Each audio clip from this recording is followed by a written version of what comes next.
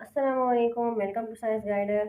Hopes हो कि आपको प्रीवियस तमाम टॉपिक समझ में आ गए होंगे। आज हमारा टॉपिक है मैकेनिज्म ऑफ ब्रीथिंग या ventilation of chapter number 1 gaseous exchange. ठीक है, लेक्चर नंबर 5 है आज हमारा। ये हमारे चैप्टर का सेकंड लास्ट टॉपिक है। प्रीवियस लेक्चर में हमने क्या पढ़ा था? हमने ह्यूमन रेस्पिरेटरी सिस्टम बहुत डिटेल के साथ स्टडी किया था। ठीक है, होप्स हो कि आपको वो चीज़ें समझ में आई होंगी। अगर वो चीज़ें समझ में आई हैं, वो तमाम प्रोसेस समझ में आया है, तो आपको मैकेनिज्म ऑफ ब्रीथिंग और वेंटिलेशन भी समझ में आएगा। और आपको मैंने स्टार्ट वाली क्लासेस में ब्रीथिंग का मतलब बताया था कि ब्रीथिंग किस तरह का प्रोसेस होता है। यहाँ हम अगेन उसको डिस्कस कर लेते हैं कि ब्रीथिंग क्या है। गैसियस एक्सचेंज का ही एक प्रोसेस है और उसी की वजह से भी क्या होती है, रिस्पायरेशन है। तो हमने बहुत डिटेल में इसको स्टार्ट में पढ़ लिया है। ठीक है, तो ब्रीथिंग को ही वेंटिलेशन भी कहा जाता है। जिस तरह से आप देख सकते हो यहाँ पे स्लैश डाल के मैंने वेंटिलेशन लिखा, यानी ब्रीथिंग और वेंटिलेशन एक ही अल्फाज है। और ब्रीथिंग क्या होता है? O2 को इनहेल करना, ऑक्सीजन गैस को इनहेल करना और कार्बन डाइऑक्साइड को बाहर निकालना।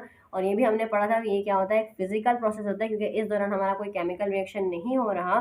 तो ये एक फिजिकल प्रोसेस होता है गैसेस को एक्सचेंज करने का और एक गैस को अंदर लेने का, इनहेल करने का यानी बॉडी के अंदर लेने का, और दूसरे को एक्सहेल करने का यानी आउट करने का। तो ये physical process inhaling of O2 and exhaling of CO2 from the body is called breathing या वेंटिलेशन। अब हमने आज ये पढ़ना है कि हमारे इस टॉपिक में मैकेनिज्म ऑफ ब्रीथिंग यानी वेंटिलेशन का जो हमारा सांस लेने का प्रोसेस है, यानी सांस लेना जो हम कहते हैं ना आम जबान में कि सांस लेना। तो सांस लेना क्या होता है? सांस लेना ये होता है कि O2 को अंदर लेना और CO2 को बाहर निकालना। प्रॉपर हमारा जो ब्रीथिंग मैकेनिज्म है, हमने आज वो पढ़ना है कि हम किस तरह से सांस अंदर लेते हैं और किस तरह से सांस बाहर निकालते हैं। पीछे हमने ह्यूमन रेस्पिरेटरी सिस्टम में कुछ चीज़ें पढ़ ली हैं, तो वही चीज़ें यहाँ पर भी थोड़ी सी डिस्कस होंगी। बस थोड़ा सा वहाँ पे मजीद, यहाँ इस टॉपिक में थोड़ा सा हम मजीद आगे पढ़ेंगे। बेसिक चीज़ें वही हैं। ठीक है, तो इसीलिए आपको पहले ह्यूमन रेस्पिरेटरी सिस्टम को स्टडी करना ज़्यादा ज़रूरी है। तो अगर आपने नहीं किया तो आपको उसका डिस्क्रिप्शन में लिंक मिल जाएगा, डिस्क्रिप्शन बॉक्स में, तो आप वहाँ से भी उसको रीड कर सकते हो। ठीक है, तो मैकेनिज्म ऑफ ब्रीथिंग या वेंटिलेशन का यानी कि ब्रीथिंग को समझने के लिए, सांस लेने के प्रोसेस को समझने के लिए ज़रूरी है कि आपको ह्यूमन रेस्पिरेटरी का टॉपिक स्टडी किया हुआ हो। ठीक है, अब हम आते हैं अपने टॉपिक की तरफ। हमारा टॉपिक क्या है? मैकेनिज्म। हमने आज मैकेनिज्म पढ़ना है कि ब्रीथिंग और वेंटिलेशन यानी कि जो हम सांस अंदर लेते हैं और बाहर निकालते हैं, इसके पूरा मैकेनिज्म क्या होता है, पूरा प्रोसेस क्या होता है। ठीक है, तो जो हम ब्रीथ करते हैं यानी जो सांस लेते हैं वो दो स्टेप्स में लेते हैं। एक कहलाती है इंस्पायरेशन और एक कहलाती है एक्सपायरेशन। इंस्पायरेशन यानी कि ब्रीथ इन करना, ब्रीथ सांस अंदर लेना। एंड ब्रीथिंग इन यानी कि आपने सांस अंदर ली, ब्रीथ इन किया, तो ये क्या है? इंस्पायरेशन है। और जब आपने सांस बाहर निकाली यानी ब्रीथ आउट किया, तो ये क्या है? एक्सपायरेशन है। क्लियर है? अब हम इन दोनों को आगे डिटेल में पढ़ते हैं कि इंस्पायरेशन का फिनोमिना किस तरह से होता है, कि जब हम सांस लेते हैं तो क्या होता है, किस तरह से पार्ट्स मूव करते हैं हमारे लंग्स के, और जब हम सांस बाहर निकालते हैं तो क्या होता है। ठीक है, तो जैसे मैंने आपको पीछे बताया कि जब हम ब्रीथ इन करते हैं यानी जब हमने ब्रीथ एयर को इनसाइड लिया, ब्रीथ इन किया, तो स्टेप क्या कहलाता है? इंस्पायरेशन। और जब हमने ब्रीथ आउट किया, एयर को बाहर निकाला, तो क्या कहलाता है? एक्सपायरेशन। डायग्राम में भी आप देख सकते हो। ठीक है, सामने आपके सामने मौजूद है। अब जब हम ब्रीथ इन करते हैं तो क्या प्रोसेस होता है, और जब ब्रीथ आउट करते हैं तो क्या प्रोसेस होता है, मैं इन दोनों को साथ साथ समझाऊंगी ताकि आपको समझने में आसानी हो और आप साथ साथ डायग्राम को भी फोकस करते रहिए कि किस तरह से ये पूरा प्रोसेस होता है। ठीक है, व्हेन वी ब्रीथ इन, जब हम ब्रीथ इन करते हैं, जब हमने एयर अंदर ली, the intercostal muscles, ribs and diaphragm. अब ये पार्ट्स क्या हैं? इन सब पार्ट्स को हम ह्यूमन रेस्पिरेटरी सिस्टम में पढ़ चुके हैं, तो आप वहाँ से इसको स्टडी कर लें। ठीक है, इस तभी आपको ये पूरा प्रोसेस समझ में आएगा। और आप डायग्राम में भी देख सकते हो कि इंस्पायरेशन में क्या होता है कि जो हमारे इंटरकोस्टल मसल्स हैं, जो आपको नजर भी आ रहे हैं, इंटरकोस्टल मसल्स क्या होते हैं? जो हमारे रिब्स के दरमियान मौजूद होते हैं। और रिब्स और जो हमारा डायफ्राम होता है, डायफ्राम क्या होता है? Below the lungs thick muscular sheet होती है, वो क्या कहलाती है? डायफ्राम कहलाती है। तो जब हम इंस्पायरेशन करते हैं तो इंस्पायरेशन करने के दौरान क्या होता है? The intercostal muscles, ribs and diaphragm contract. जब हम सांस अंदर लेते हैं तो क्या होता है? जो हमारे इंटरकोस्टल मसल्स होते हैं, जो डायफ्राम होता है और जो रिब्स होती हैं, वो कॉन्ट्रैक्ट हो जाती हैं, क्योंकि हम सांस अंदर ले रहे हैं तो हमारी जो एयर है वो अंदर जा रही है। तो वो बहुत, क्योंकि मिक्सचर ऑफ एयर को अंदर ले रहे हैं, तो हमारे लंग्स क्या हो जाते हैं? हमारे लंग्स फूल जाते हैं एयर की वजह से, क्योंकि हम एयर को अंदर ले रहे होते हैं, बहुत सारी एयर को अंदर ले रहे होते हैं।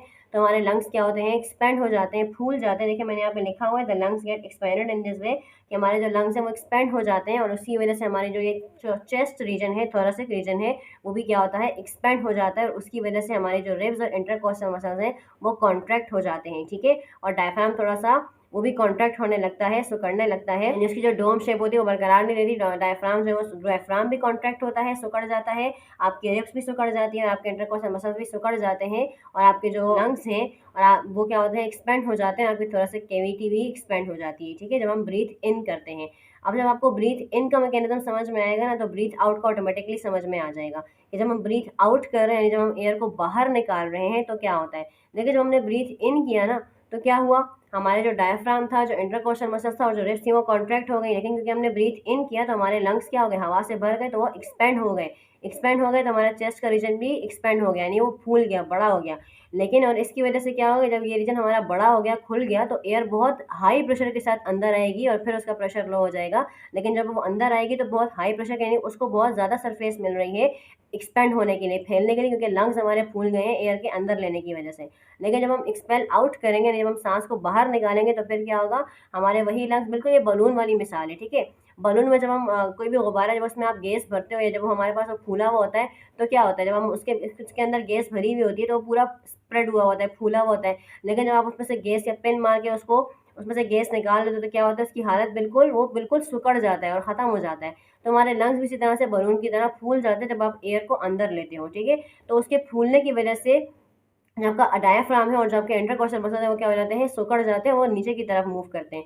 जबकि हमारे पास अब एक्सपायरेशन में क्या होता है, एक्सपायरेशन में जब हम एयर को बाहर निकाल रहे होते हैं ना, तो फिर यहाँ क्या होता है, यहाँ आपके एयर, आपके जो लंग्स हैं वो सिकुड़ जाते हैं, और जब वो सिकुड़ जाते हैं तो आपके जो दोबारा जो रिब्स और जो आपकी इंटरकॉस्टल मसल और डायफ्राम कॉन्ट्रैक्ट हुए थे ना, वो दोबारा अपनी पोजीशन पर आ जाते हैं, यानी वो रिलैक्स हो जाते हैं। और जब रिलैक्स हो जाते हैं तो आपके जो लंग्स हैं उन पर प्रेशर पड़ता है, जिसकी वजह से आपकी एयर फ़ौरन से एक्सपेल आउट हो जाती है। तो ये हमारा क्या था, एक्सपायरेशन, ठीक है। यहाँ तक प्रोसेस समझ में आया, आप डायग्राम में भी साथ साथ देखते जाओ, ठीक है।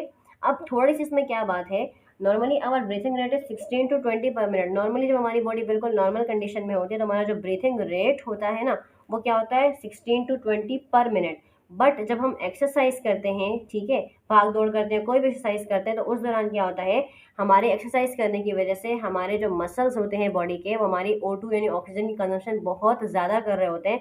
एक्सरसाइज के दौरान O2 की कंजम्पशन यानी कि O2 बहुत ज़्यादा एब्जॉर्ब होती है inside the body, inside the blood tissues. तो उसकी वजह से क्या होती है, जब O2 की बहुत ज़्यादा कंजम्पशन होती है, बहुत ज़्यादा O2 मसल्स में कंज्यूम हो जाता है, तो क्या होती है, उसकी वजह से एनएरोबिक रेस्पिरेशन हमारी बॉडी में स्टार्ट हो जाती है। और एनारोबिक रेस्पिरेशन के स्टार्ट होने की वजह से क्या होती है, कार्बन डाइऑक्साइड की जो कंसनट्रेशन है ना, वो हमारे ब्लड में इंक्रीज होना शुरू हो जाती है। ये आपकी बुक में रीज़न भी है, ठीक है, तो इसको आपको अच्छे से समझना है। जब हम एक्सरसाइज करते हैं तो क्या होता है, हमारी बॉडी में O2 की कंजम्पशन बहुत ज़्यादा हो जाती है। O2 हमें हमारी बॉडी को बहुत ज़्यादा चाहिए होती है, क्योंकि हमारे मसल उसको तेज़ी के साथ एब्जॉर्ब करने लगते हैं, ठीक है। और उसकी वजह से क्या होती है, कार्बन डाइऑक्साइड को की कंसनट्रेशन बढ़ जाती है हमारी बॉडी के अंदर, और इस नतीजे में हमारी बॉडी में O2 की डेफिशिएंसी हो जाती है। हमें रेस्पिरेशन ब्रीथ करने के लिए O2 नहीं मिल रहा होता, तो उसकी वजह से O2 की कमी को पूरा करने के लिए बॉडी में एनारोबिक रेस्पिरेशन स्टार्ट हो जाती है। तो एनारोबिक रेस्पिरेशन की वजह से हमारे बॉडी में लैक्टिक एसिड वगैरह बनता है, ठीक है, जो बाद में हमारी बॉडी में एक्यूमुलेट होता है, जिसकी वजह से हमारे मसल्स जो है वो स्ट्रेस भी होते हैं, हमें टायर्ड भी फील होता है, ठीक है। लेकिन एनारोबिक रेस्पिरेशन के नतीजे में क्या होता है कि हमें एक्स्ट्रा अमाउंट ऑफ ऑक्सीजन मिलती है फॉर रेस्पिरेशन, और इस एक्स्ट्रा अमाउंट ऑफ ऑक्सीजन को क्या बोलते हैं, एनारोबिक रेस्पिरेशन की वजह से क्या होता है कि जो हमारे लैक्टिक एसिड होता है वो बनता है, ठीक है। तो जो फिर हमें एक्स्ट्रा अमाउंट ऑफ ऑक्सीजन चाहिए होती है, तो हमारी बॉडी में जो एक्स्ट्रा अमाउंट ऑफ ऑक्सीजन हमें मिलती है वो क्या कहलाती है, ऑक्सीजन डेप्थ कहलाती है। और ड्यूरिंग एक्सरसाइज हमारा जो ब्रीथिंग रेट होता है वो 16 टू 20 पर मिनट से बढ़कर 30 टू 40 पर मिनट हो जाता है, ठीक है। अगेन एक्सप्लेन कर रही हूँ, इस दौरान होता क्या है, हमारे जो O2 की कंजम्पशन है वो बॉडी में बहुत ज़्यादा हो जाती है, और उसके ज़्यादा होने की वजह से हमारे मसल उसको बहुत ज़्यादा एब्जॉर्ब कर रहे होते हैं, तो कार्बन डाइऑक्साइड की कंसनट्रेशन बढ़ जाती है। तो क्योंकि हमारी, जिस तरह से मैंने ये लास्ट में लिखा हुआ है, all things control by brain, क्योंकि हमारा जो कंट्रोल सेंटर है वो क्या है, हमारा ब्रेन। तो ब्रेन हमारी पूरी बॉडी की हर चीज़ को कंट्रोल कर रहा है। तो ब्रेन क्या करता है, वो मैसेज भेजता है हमारे रेस्पिरेटरी ऑर्गन्स को कि ये काम तेज़ी के साथ करें, और तेज़ी के साथ, और CO2 को, क्योंकि CO2 का बॉडी में एक्यूमुलेट होना अच्छी बात नहीं है, ठीक है। तो CO2 का बॉडी से तेज़ी के साथ एक्सपेल आउट किया जाए, तो CO2 को फिर तेज़ी से बॉडी से एक्सपेल आउट किया जाता है, जिसकी वजह से ब्रीथिंग रेट बहुत बढ़ जाता है ड्यू टू एक्सरसाइज। तो फिर CO2 की को बॉडी से एक्सपेल आउट करने के लिए हमारा जो रेस्पिरेटरी सिस्टम है वो बहुत तेज़ी के साथ काम करता है, जिसकी वजह से हमारा जो ब्रीथिंग रेट होता है वो 30 टू 40 पर मिनट बढ़ जाता है, ठीक है। तो सारा प्रोसेस होता क्या, एक्सरसाइज के दौरान हमारी O2 की कंजम्पशन बढ़ जाती है, जिसकी वजह से क्या होता है, हमारी CO2 की कंजम्पशन बॉडी में बढ़ती है, ब्लड में बढ़ती है, और फिर ब्रेन जो है वो हमारी CO2 की एक्सपेल आउट होने को प्रोसेस को बहुत तेज़ी के साथ करवाता है, जिसकी वजह से हमारा ब्रीथिंग रेट बढ़ जाता है अप टू 30 to 40 पर मिनट। और जो आपकी बुक में पूरा रीज़न था कि हमारी बॉडी के अंदर इमीडिएटली आफ्टर एक्सरसाइज हमें डीप ब्रीथ करने की ज़रूरत क्या होती, तो उसका यही जवाब था कि जब हमारी बॉडी में इस तरह से ब्रीथिंग रेट बढ़ता है ना, तो O2 की कंजम्पशन बढ़ जाती है मसल्स में। तो फिर क्या होता है कि जब O2 की कंजम्पशन मसल्स में बढ़ती है, तो CO2 का ऑटोमेटिकली लेवल बढ़ जाता है हमारे ब्लड के अंदर। फिर एनारोबिक रिस्पायरेशन स्टार्ट होती है। क्यों रिस्पायरेशन स्टार्ट होती है? एनारोबिक रिस्पायरेशन हमारी बॉडी में ऑक्सीजन लेवल को मेंटेन करने के लिए, ठीक है। तो उसके वेस्ट प्रोडक्ट्स बनते हैं, उसका जो प्रोडक्ट बनता है वो लैक्टिक एसिड वगैरह होता है, जो और बाद में जाके हमारी बॉडी में एक्यूमुलेट हो जाता है। तो लैक्टिक एसिड के ब्रेक डाउन की वजह से हमारी बॉडी में एक्स्ट्रा अमाउंट ऑफ ऑक्सीजन हमें मिलती है हमारी रिस्पायरेशन के लिए, हमारी ब्रीथिंग के लिए। जो एक्स्ट्रा अमाउंट ऑफ ऑक्सीजन हमें मिलती है, जिससे हमारी ऑक्सीजन की डेफिशिएंसी पूरी होती है ड्यूरिंग ब्रीथिंग, और वो एक्स्ट्रा अमाउंट ऑफ ऑक्सीजन क्या कहलाती है? Oxygen depth. क्योंकि ये हमारी ब्रीथिंग की प्रोसेस से ही कनेक्ट कर रहा था ये टॉपिक, तो इसीलिए मैंने यहाँ पे इसको समझा दिया है। होप सो यहाँ तक आपको ये टॉपिक समझ में आया होगा। फिर भी अगर कोई चीज़ आपको समझ में नहीं आई है तो आप मुझसे पूछ सकते हैं, ठीक है। हमारे चैप्टर का सेकंड लास्ट टॉपिक था। इसके बाद लास्ट टॉपिक हम पढ़ेंगे इंशाल्लाह, जो कि होगा रेस्पिरेटरी डिसऑर्डर्स, यानी कि रेस्पिरेटरी सिस्टम की बीमारियाँ, ठीक है। तो यहाँ तक अगर आपको कोई भी चीज़ ऐसी है जो समझ में नहीं आई है, तो आप मुझसे पूछ सकते हो, कमेंट सेक्शन में आप मुझसे पूछ लीजिएगा, ठीक है। तो वीडियो पसंद आई है तो वीडियो को लाइक करें, शेयर करें और चैनल को सब्सक्राइब कर दें। अल्लाह हाफिज़।